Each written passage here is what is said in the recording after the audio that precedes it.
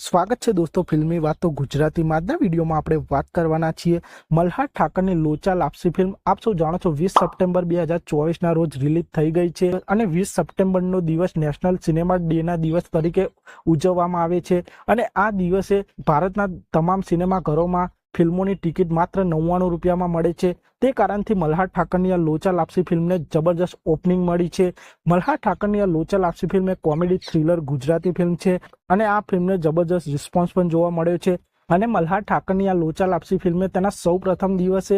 Box office પર 50,000થી વધુ ટિકિટો આ ફિલ્મની વેચાઈ હતી અને આ ફિલ્મ તે દિવસે 200થી વધુ સિનેમાઘરોમાં રિલીઝ થઈ હતી, જેમાં ગુજરાત અને મુંબઈમાં પણ આ ફિલ્મ રિલીઝ થઈ છે અને આ ફિલ્મે તેના સૌ પ્રથમ દિવસે 750થી વધુ શો મળ્યા હતા અને મલ્હાર ઠાકરની આ લોચા લાપસી ફિલ્મે તેના ઓપનિંગ ડે ઉપર ગુજરાતી બોક્સ ઓફિસ પર 55 લાખ રૂપિયાની કમાણી કરી લીધી છે। આમ મલ્હાર ઠાકરની આ લોચા લાપસી ફિલ્મે ગુજરાતી બોક્સ ઓફિસ પર જબરજસ્ત ઓપનિંગ કરી લીધી છે અને હજુ જોવાનું રહેશે કે લોચા લાપસી ફિલ્મ તેના લાઈફ ટાઈમમાં ગુજરાતી બોક્સ ઓફિસ કેટલી કમાણી કરે છે તે જોવાનું રહેશે। તો આપ સૌએ મલ્હાર ઠાકરની આ ક્રાઇમ કોમેડી ડ્રામા ફિલ્મ લોચા લાપસી ફિલ્મ જોયું કે નહીં તે કોમેન્ટ કરજો અને આપ સૌ આવા જ પ્રકારના ગુજરાતી ફિલ્મોને લગતા વિડીયો જોવા માંગતા હો તો ચેનલને સબસ્ક્રાઇબ કરી દેજો, વિડીયોને લાઇક કરી દેજો અને જોતા રહો ફિલ્મી વાતો ગુજરાતી।